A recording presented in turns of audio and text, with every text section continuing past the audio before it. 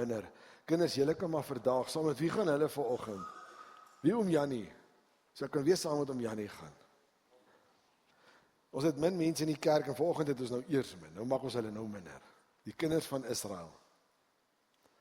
Maar ek het 'n rede hoekom hulle so min is. Die mense wat nie vanoggend hier is nie, hulle is besig om ark te bou. Met ander woorde, as ons hier klaar is, moet ons mooi kyk. Maar ek dink nie ons gaan soveel reën kry nie, want daar is nog steeds 'n reënboog. Daaroor kan ons rustig raak. Vriende, baie welkom vanoggend. Ek glo my hart dat die Here vir elkeen iemand iets het vanoggend en die woord wat ek vir jou vanoggend wil bring is vir my baie na in die hart en dit het my baie aangeraak terwyl ek deur die skrif gewerk het en ek het besef maar dis tyd daaroor. Maar ek wil jou groet met die volgende woorde: genade en vrede aan julle van hom wat is en wat was en van die 7 geeste voor sy troon, ja van die Here Jesus Christus, die eerstgeborene wat uit die dood uit opgewek is en wat heers oor die konings van die aarde. Amen. Ons tema: vergifnis hou niks teen jou nie. En jou eerste reaksie gaan wees: nog 'n vergifnispreek. Nog 'n preek wat vir jou sê jy moet 70 maal 7 keer vergewe. Wel, dis nie vanoggend in ons teks nie. Nog 'n preek wat my laat skuldig voel oor wie en wat ek is. Nog 'n preek waar ek net luister na wat dit is en ek wag vir 'n paar minute laat dit verbykom. Vanoggend gaan jy iets doen. En miskien is dit tyd in jou lewe as dit hierby kom om iets te begin doen, sodat mense dit kan begin ervaar. En almal van ons, soos ons hier sit, en jy kan maar sê wat jy wil, het 'n probleem met iemand. En almal van ons is seer gemaak. Almal. Anders het ons nie verhouding met mense nie. Anders het ons nooit mense geken nie. En jy kan begin in jou gedagtes deurgaan, want daar is iemand.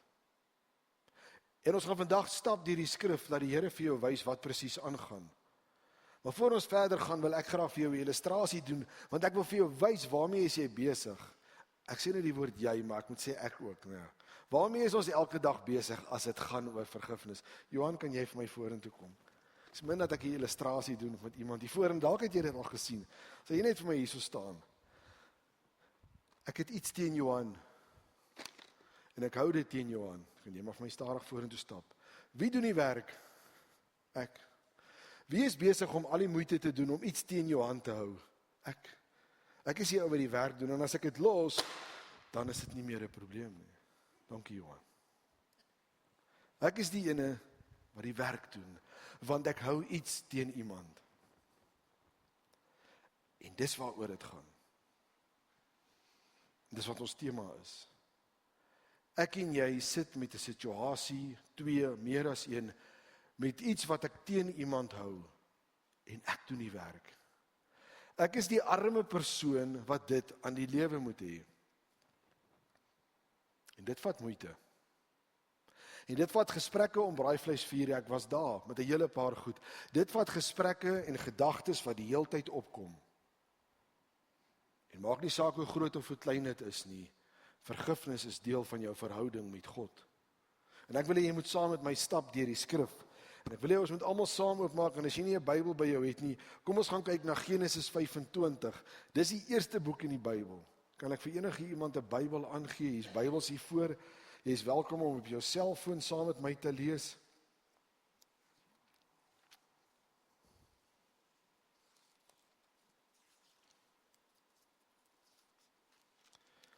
Ons gaan in Genesis 25 lees, maar ons gaan van Genesis 25 tot Genesis 33 lees. So ons gaan 'n lang ruk besig wees. Dis baie hoofstukke. Nee, ek wil hê jy moet saam met my stap, en ek gaan saam met jou stap met sleutelgebeure wat daar gebeur, maar ek gaan vir jou die storie vertel wat daar plaasvind. En nou het ons ook 'n Engelse Bybel. Thank you very much. Ek sal nogal daarvan nou 'n bietjie reference daarby te hê. Die storie wat ek met jou wil deel, en jy gaan nog nie begin in die begin van Genesis 25 nie, maar hou die Bybel daar vir ons oop, dat ons saam die pad kan stap. Ek gaan jou vertel van 2 broers, Jakob en Esau. Nou voor ek daarmee begin, wie en wie is hierdie ouens nou? Nou, kom ons gaan kyk, ons draai oorlosie so 'n bietjie terug, die kalender, nou kom ons terug, kom ons by Abraham, Isak, Jakob. Abraham is die grootvader waaraan die groot 'n verbond gegee is deur God. En toe, as jy nie kan onthou dalk nie, maar Isak is die seun wat hy moes gaan offer het op die berg. So dis die Isak. En hierdie Isak ou het 2 seuns gehad. En die 2 seuns se naam was Jakob en Esau. Maar voor hulle gebore is, was sy vrou onvrugbaar en kon sy nie kinders hê nie. En dit was 'n groot ding in daardie tyd. En hierdie Isak het tot God gebid. Hy het tot God gepleit en jy kan gaan kyk. Ons is nou by Genesis 25 vers 21. Isak het by die Here gepleit en sy vrou het swanger geword. En sy het 'n tweeling. En ja, hierdie tweeling, as jy bietjie verder nou gaan, is toe gebore intussen. En baie interessant, toe hy gebore is, dan trek ek nou hier by vers 24 is, Esau is eerste gebore, al is dit 'n tweeling, one at a time. En die volgende ene was Jakob, maar interessant as jy die skrif gaan lees, hy het self sy boetie aan die hakskeen vasgehou, toe sy boetie eerste uit is. Maar die 2 is gebore, en hulle 2 is jong manne, en hier is hierdie tweeling. Vers 27, as jy verder gaan saam met my, dan gaan jy sien, die seuns het groot geword, en Esau was 'n veldmens, en het in die veld gejag, en sulke tipe dinge gedoen, die man dinge. En Jakob, dis die mooiste woord wat ek in die skrif gekry het, om hom te kan verduidelik. Hy was 'n fatsoenlike man. Wat op aarde beteken dit? Moderne taal is, hy was 'n metroman. Die manne met die wit broeke wat nooit vuil word nie. Julle weet presies van wie ek praat. Hy was 'n huismens. Sy broer was iemand wat in die veld was, en Jakob was 'n ou wat by die huis was. En so het hierdie 2 manne verskil. En ons sien dit baie keer in ons eie kinders ook. Maar hulle totaal van mekaar verskil. En eendag het Esau teruggekom van die veld af, soos wat hy baie keer gedoen het, want hy het gaan jag. En terwyl hy teruggekom het, was hy baie honger en hy was baie moeg. En natuurlik het hy nie mooi gedink wat hy doen nie. En ek wil hê jy moet saam met my nou in Genesis 25 vanaf vers 31 aflees. En dan gaan ons kyk wat gebeur hierso. Jy moet vanoggend net vasbyt. Ons stap hierdie storie saam deur 'n paar bladsye. En dan gaan ons by die einde kom. Genesis 25 vanaf vers 31, hy is op die bord. Jakob het geantwoord, verkoop eers jou eersgeboorte reg aan my. So Esau het vir hom gevra, jy het kos, ek is honger, ek is dors, geef my iets om te eet. Hy sê vir hom, verkoop eers jou eersgeboorte reg aan my. Toe sê Esau, kyk, ek is op die punt om dood te gaan. Wat is 'n eersgeboorte reg dan vir my werd? Jakob het gesê, lê eers 'n eed vir my af. Hy het toe vir hom 'n eed afgelê en sy eersgeboorte reg aan Jakob verkoop. Jakob gee toe vir Esau brood en die kooksel lensies. Hy het geëet en gedrink, opgestaan en weggegaan. So het Esau sy eersgeboorte reg geminag. Ek dink in die ouer vertaling sal daar praat van 'n pot lensiesop. Wat sê die Engels vir ons? Wat noem hulle die gereg? Ook 'n pot gereg van lensies wat daar in Engels gesê word. So hy het sy eersgeboorte reg verkoop, want sy boetie was slim. Het geweet wat hy doen. Eersgeboorte reg, hy het dit weggegee. Hoe belangrik is dit? Ek wil graag vra hier van julle. Wie van julle almal is die eersgeborene by die huis? Hier's julle. Ons is die oudstes in die huis, die eersgeborenes. En wat ons spesiaal maak in die Bybelse tyd as jy in Deuteronomium gaan lees is, wanneer daar 'n erfporsie is, dan kry ons dubbel van die ander kinders. Ons kry ekstra. Kyk hoe lag hulle, kyk hoe glimlag hulle. Daar's vir jou meer op die spel as vir die ander kinders wat saam met jou is. Maar saam met al die rykdom en alles wat jy kry, kry jy ook die verantwoordelikheid om nou vir die familie te sorg. Jy moes nou die hoogste. So daar's 'n sekere verantwoordelikheid waarmee jy sit. Maar dit was 'n eer. Dit was 'n groot eer om dit te hê, 'n heilige voorreg. En daar het hy dit verkoop. Hy het dit verloor. Sy jonger boetie het dit gevat van hom. En nou wil ek hê jy moet vir my verder blaai, daar gebeur baie klomp interessante goed, maar ek wil hê jy moet vir my gaan na hoofstuk 27. Ons gaan 'n bietjie aanblaai. En jy sal ook sien, meeste van jou Bybelse opskrif sal sê Jakob se bedrog. Isak, hulle pa, het besef maar hy's nie meer 'n jong man nie. Sy einde is naby. En dit is tyd geword dat hy met sy oudste seun sy seëning uitgee. Dit is baie belangrik in daai tyd, 'n kind moes geseën geword het sodat daar voorspoed in sy lewe is. 'n baie belangrike ding. En Esau, hy gee toe vir Esau opdrag. Hy sê vir hom wel, voor ek jou gaan seën, wil ek hê jy kan kyk ons nog al die pad in hoofstuk 27. Wil ek hê jy moet veld toe gaan met jou wapentuig, wat ook al jy het, en gaan skiet 'n bokkie, maak dit vir my gaar, sodat ek kan lekker eet. En hy sê dit so mooi in die teenwoordigheid van God, sodat ek jou kan seën. En Esau is weg, hy gaan jag hierdie bokkie.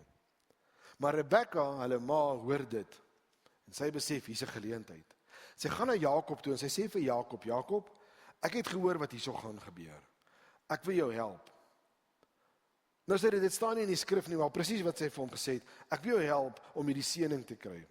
Gaan na ons kudde toe, jy sal sien in die Bybel staan daar, die klein vee, dis die makdiere wat jy het, dis nie wilde diere nie, en gaan kry vir ons 2 klein jong diere, klein jong bokkies, sodat ek hulle kan voorberei vir jou pa.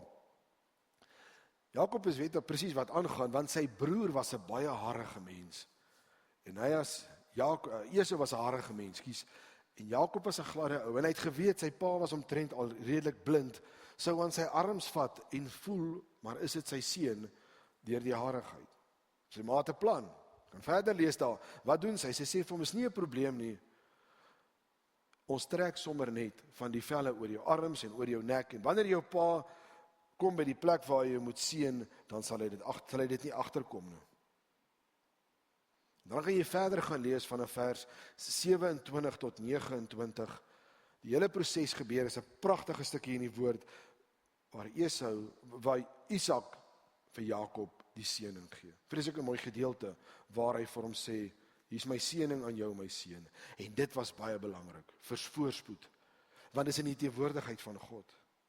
En wat doen Jakob? Hy steel van Esau, met 'n plan.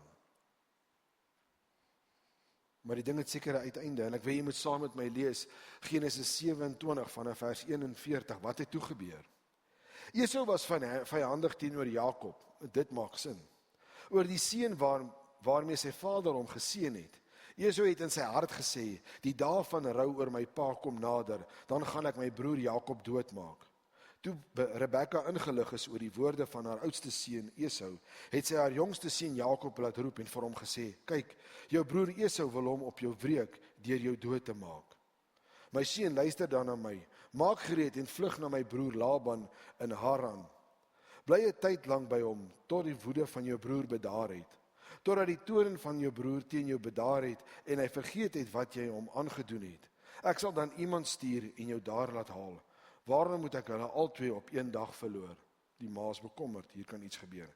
En Jakob vlug. Jakob vlug na sy oom Laban toe, hy ontmoet sy 2 vrouens, hy is besig om vir hom 'n rykdom op te bou, hy het 'n familie, 'n gesin, dit gaan goed met hom. En hy bly by sy oom Laban. Maar daar kom 'n tyd en 'n dag waar dinge nie goed gaan tussen hom en Laban se seuns nie. En God gee 'n opdrag. En hoor 'n bietjie wat gebeur daar. Nou ons skies by Genesis 31 vers 1. Ons bietjie aanskuif. Genesis 31 vanaf vers 1 tot 3. Dinge raak moeilik nou op hierdie stadium, want Laban se seuns is nie gelukkig met hom nie, want dit gaan goed met hierdie man. Baie interessant nou, dis hoe ons is. As dit met iemand anders goed gaan, dan gun ons dit nie vir hulle nie. Maar kom ons lees wat gebeur toe daar, Genesis 31 vers 1. Jakob het die woorde van Laban se seuns gehoor, toe hulle gesê het, Jakob het alles gevat wat aan ons pa behoort, uit wat aan ons behoort. Hy het al hierdie rykdom bymekaar gemaak. Jakob het dit aan Laban se gesig gesien.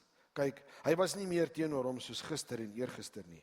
Die Here sê toe vir Jakob, gaan terug na die land van jou voorouers en na jou familie, ek sal met jou wees. God sê, dis tyd dat jy teruggaan. God sê, dis tyd dat jy oppak en terug na jou familie toe gaan. En ons almal weet waar ons hier sit nou is, die moeilikheid wag. Maar God sê, ek sal met jou wees. Wil jy moet saam met my verder blaai, tot by Genesis 33. 'n Klomp dinge gebeur. En Jakob weet, Esau is op pad. Hy's naby aan die land, hy's naby aan die plek waar hy moet wees, en sy broer wil hom doodmaak. En kom ons lees saam, Genesis 33 vanaf vers 1 tot 4. Toe Jakob opkyk, sien hy, daar kom Esau aan met 400 man by hom. Kom ons stop net vir 'n oomblik daar. Al wat Jakob gehad het, was sy familie en vrouens en kinders en sy diere, dis al. Esau het 400 man by hom gehad, op pad om sy boetie tegemoet te loop. Kyk verder. Hy het die kinders onder Lea en Rachel aan die 2 slavinne verdeel. Hy het die slavinne en hulle kinders eerste geplaas. Ek stop net vir 'n oombliekie. Kyk hoe werk hierdie Jakob. Ek weet nie of jy kan onthou nie, maar die woord Jakob beteken bedrieër. Is snaaks dat mense die president met die naam Jakob die president maak. Dink net daaraan. Dan kry jy sekere dinge. Maar Jakob, wat doen hy? Hy's bang vir sy boetie, so hy kom by mekaar. Hy vat die slavinne en hulle vrou en hulle kinders en hulle vrouens. Hy sit hulle voor. Hulle is eerste. En dan is dit hy en dan is dit natuurlik sy vrou en sy seuns wat vir hom belangrik is. Kom ons hoor wat gebeur hierso. Hy het die slavinne en hulle kinders eerste geplaas. Lea en haar kinders agter en Rachel en Josef laaste. Hy self het voor hulle uitgegaan en 7 keer diep neergebuig teen die grond totdat hy naby sy broer gekom het. Jy het al gesien wat doen 'n hond as hy groot fout gemaak het en jy verhef jou stem. Hy gaan grond toe. Jakob is op die grond. Hy weet, hier's moeilikheid. Esau het hom tegemoet gehardloop en hom omhels. Hy het hom om die nek geval en hom gesoen en hulle het gehuil.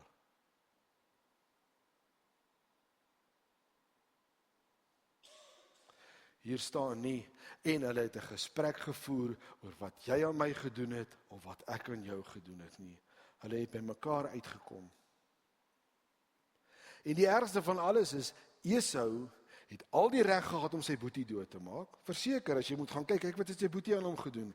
En die tweede ding wat die ergste van alles is, hy het al die manne gehad, al die mag, om hom gelyk te maak met die grond, hom, sy kinders, almal uit te woed. Wat sal jy maak, as jy al die mag het, waar jy vandag sit, om daai persoon, wat jou die seerste gemaak het in jou hele lewe, gelyk met die grond te vee?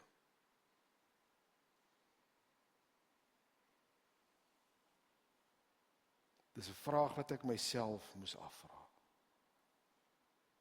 Maar dis nie lekker nie. Maar Esau het al hierdie mag gehad. Hy kon sy boetie gelyk gemaak het. Jou eerste reaksie gaan natuurlik wees, nee, ek wil nie daai persoon doodmaak of uitroei of sy familie uitroei nie. Nee, dit is nie so erg nie. Ek is net ongelukkig daaroor. Dis wat jy dink, want dis in jou hart. Dis hoe jy voel, want dis in jou hart. En dit maak dit moeilik. En dan begin ons met die volgende gesprek om onsself te vrywaar van hierdie saak. En die eerste ding wat ons vir mekaar sê, gelukkig beplan ek daarom nou nie 'n moord nie. Dit is nou nie so erg nie. Ek is daarom 'n kind van God en ek is in die kerk en alles loop eintlik baie mooi. Ek het net 'n probleem met daardie persoon. My hoërskoolkinders vertel my, jy het beef met iemand. Ek verstaan dit nog nie lekker nie, maar dis hulle taal. Jy en iemand kom nie oor die weg nie.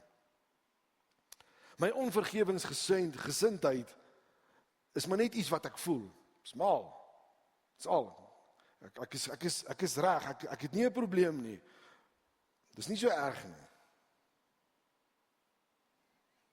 Ek beplan nie 'n moord nie, so is maar net 'n gevoel. Ek wil hier met Nuwe Testament toe saam met my gaan, na Matteus 5 toe. En dan wil ek en jy moet gaan kyk, wat sê die Here Jesus oor hierdie saak?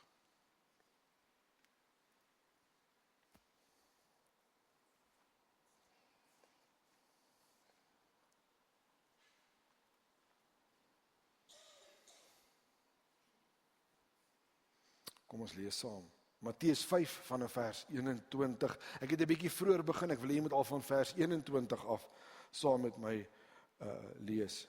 So nie vers 23 nie, kom ons begin by vers 21, Matteus 5 vers 21. Julle het gehoor dat daar aan die voorouers gesê is, jy mag nie moord pleeg nie, en wie moord pleeg is strafbaar voor die reg. Dis wat dit in die ou tyd was. Jy mag nie moord gepleeg het nie. Baie eenvoudige wet, dood. Dis eenvoudig. Maar ek sê vir julle dat elkeen wat kwaad is vir sy broer, strafbaar voor die reg is. En wie vir sy broer sê raka, dis wanneer jy iemand sleg sê, is strafbaar voor die Sanhedrin. En wie sê jou dwaas, is strafbaar in Gehenna met sy vuur.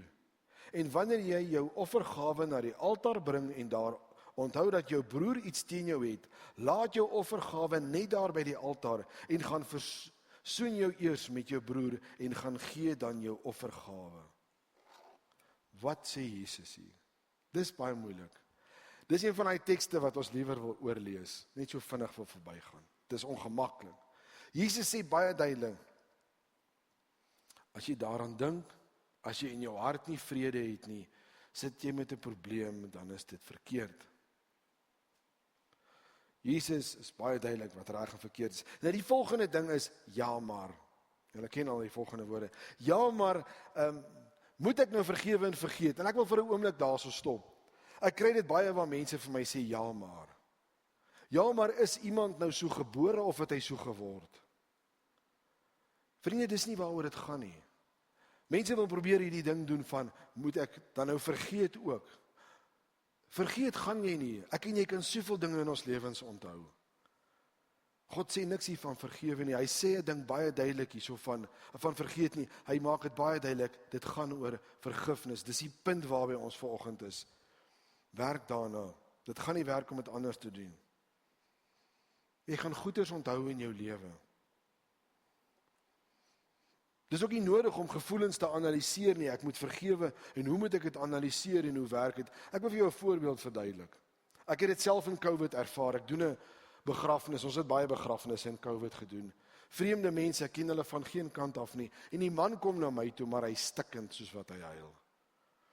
Hy het 'n brief geskryf van 3 bladsye met sy eie handskrif vir sy ma. Ek het sy ma begrawe. En hy sê vir my, ek en my ma het vir 18 jaar nie met mekaar gepraat nie, want ons het 'n probleem met mekaar. En nou het ek vir haar 'n brief geskryf. En as ek hom lees vanoggend, dink jy sy behoort om te hoor as sy in die hemel is? Sê ek van vriend, nêrens in die skrif weet ek van so iets nie. Ek kan nie vir jou sê ja nie. Maar miskien het jy nodig om vanoggend daai brief te lees vir jouself. Hy het hom tydens die begrafnis gelees. Daardie man was stikkend. Hy was stikkend by daai graf ook, want hy het besef, dis te laat. Dit sal nooit gebeur nie. Hy sal nooit wat hy eintlik in sy hart voel vir sy ma kan sê nie. Dis vreeslik. Daai man was stikkend. Hartseer omdat hy sy ma verloor het, maar ek sien dit al 'n paar keer dat mense op hy stikkende plek is, want hulle besef, die persoon met wie ek 'n probleem het en ek staan langs die graf, dis nou te laat.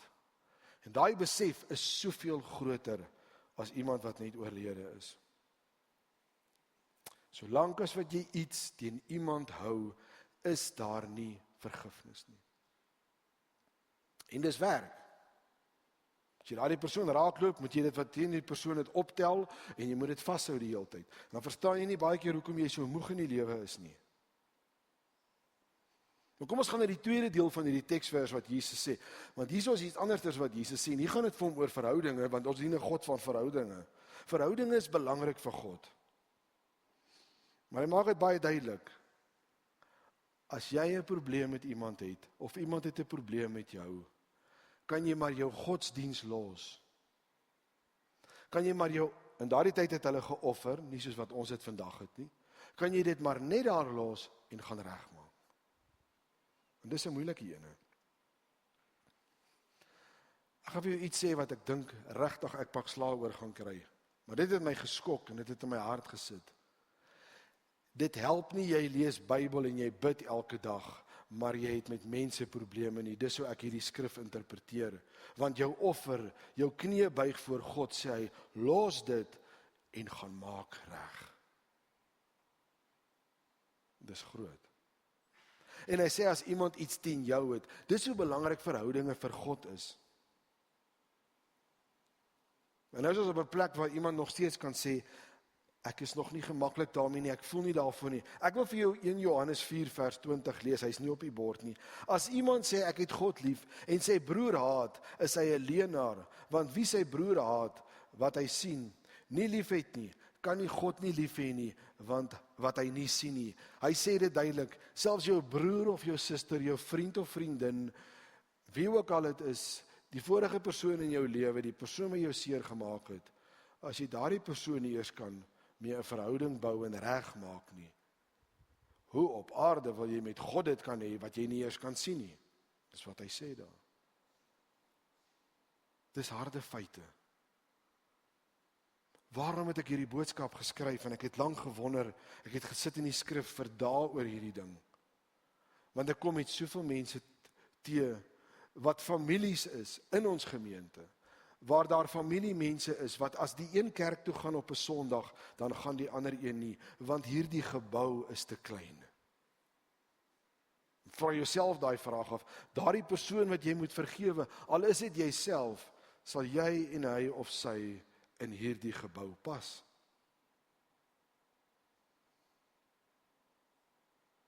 Dis 'n moeilike een. Ek is nie God nie. Ek is net 'n gesant van die Here.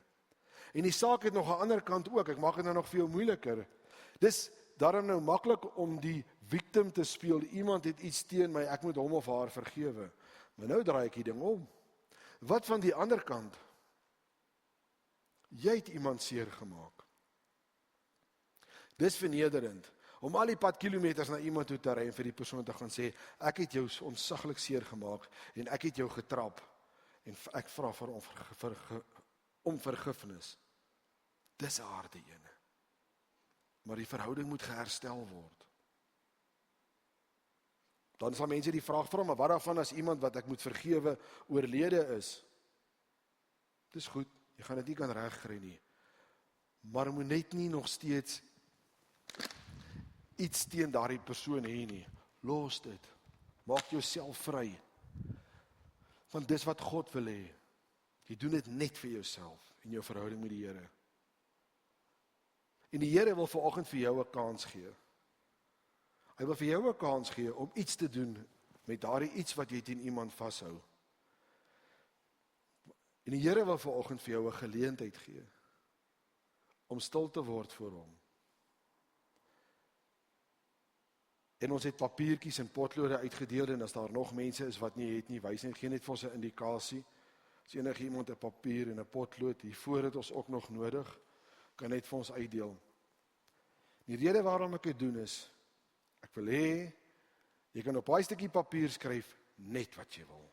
Vir daardie persoon, vir jouself, wat vergifnis nodig het. En dan wil ek hê jy moet vorentoe kom, op jou tyd. En ek wil hê jy moet daardie papiertjie vat, met wat daarop staan, kom stik en skeer, en een van hierdie houers hier voorsit.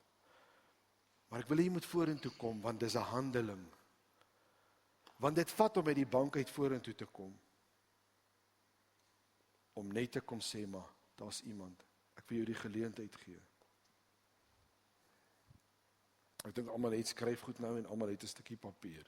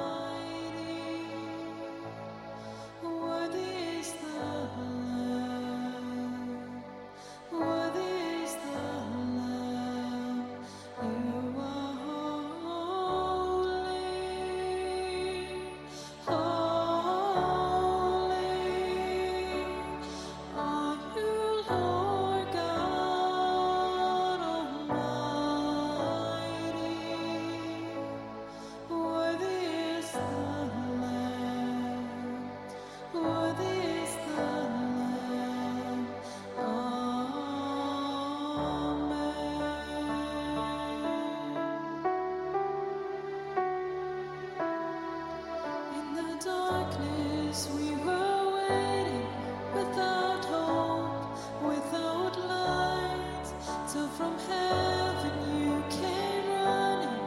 There was mercy in your eyes to fulfill the law and prophets. To a virgin came the word from a throne of endless glory to a cradle in the dirt.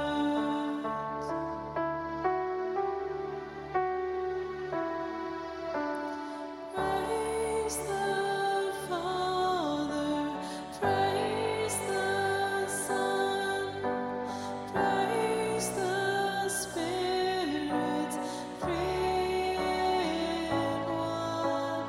God of glory, majesty, praise forever to the King of Kings, to reveal the kingdom coming and to reconcile the lost, to redeem the old creation. You did not despise the cross, for even in your suffering you saw to the other side, knowing this was our salvation. Jesus, for our sake you died.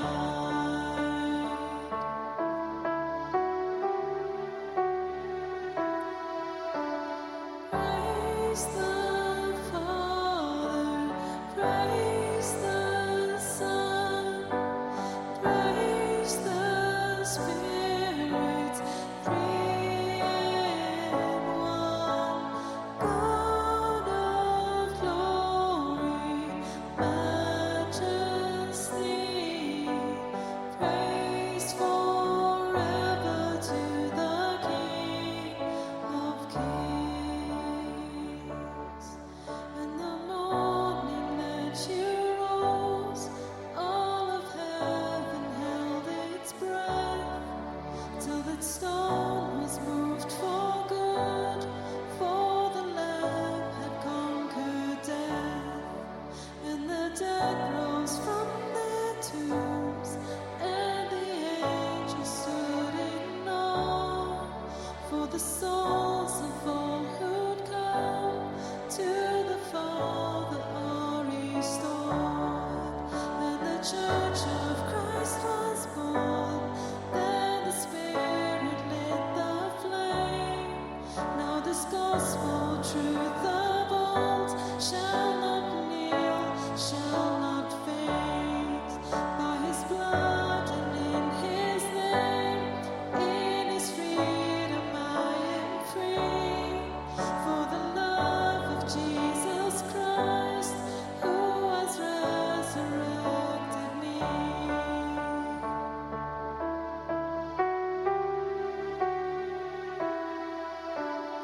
Praise the Father, praise the Son, praise the Spirit, three in one. God of glory, majesty, praise forever to the King of Kings, and praise forever to the King of Kings, and praise forever to the King of Kings.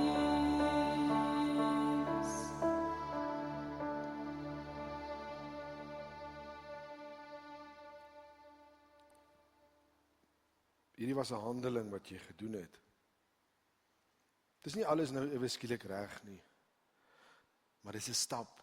Dis 'n stap in die regte rigting. Dis 'n handeling en daarom wil ek gehad het jy moes dit doen. Dis net een klein stappie in die regte rigting. En dan saam met die Here. Want soos wat die Here vir Jakob gesê het, dis tyd om terug te gaan. Dis tyd om daai verhouding te herstel. Sê hy vanoggend vir jou, dis tyd. En begin. Vir baie van ons is dit aan die einde van die dag 'n lang roete wat jy stap. Daar's niks fout daarmee nie. Maar vanoggend het jy begin met iets. Maar solank as wat jy iets teen iemand hou, gaan jy jouself net moeg maak. Amen. Kom ons bid saam. Here, ons sit vanoggend voor U en dan besef ons net, ons is so afhanklik van U. Ons besef vanoggend, ons het U so nodig. Ons besef vanoggend, ons kan al die wysheid in die skrif hê, ons gaan altyd besig wees met al die dinge van die kerk, van U, al die mooi dinge. Maar as ons verhouding stikkend is, dan is dit tyd. Ons wil U bid, Here, ons wil vra Heilige Gees, lei ons elkeen op ons pad wat verskillend sal wees. En gee vir ons die antwoorde. En wys vir ons, hoe kan ons terugkom om weer ons koppe op te tel en te fokus op U. Amen.